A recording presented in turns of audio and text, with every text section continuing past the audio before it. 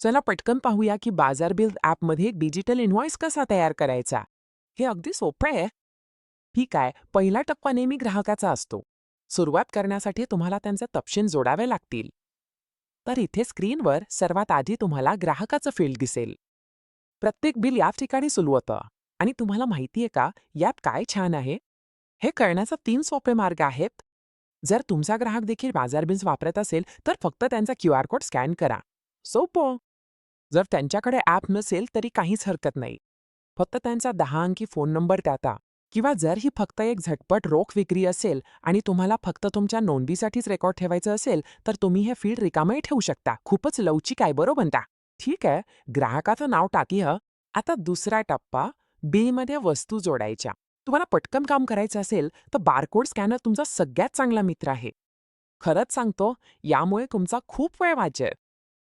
तो scan button दिसतंय का? फक्त त्यावर टॅप करा आणि सगळ्यात छान गोष्ट म्हणजे तुम्ही एकामागोमाग एक वस्तू स्कॅन करत राहू शकता. तुम्हाला पुन्हा पुन्हा मागे जावं लागणार नाही. ओळ लांब झाली की हे अगदी परफेक्ट आहे. पण जर एखाद्या वस्तूवर बारकोड नसेल तर? असं नेहमीच होतं, बरोबर ना? तर त्यासाठी तुम्ही वस्तू मॅन्युअलीही जोडू शकता. फक्त ॲडवर टॅप करा आणि हे छोटंसं फॉर्म उघडेल.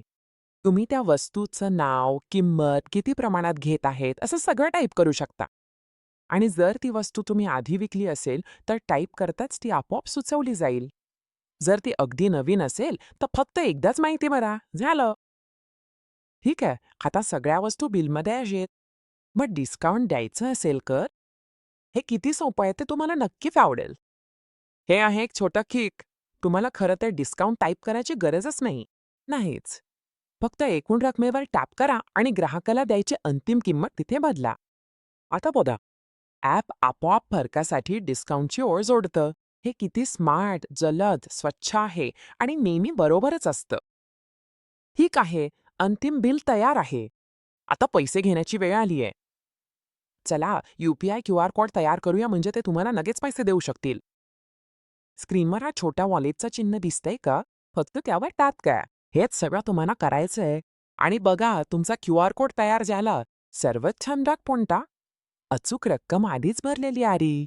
तुमच्या ग्राहकाला फक्त ते स्कॅन करायचं आणि पे करायचं आहे. त्यांना काहीच टाईप करावं लागत नाही, म्हणजे चुकण्याचा प्रश्नच नाही.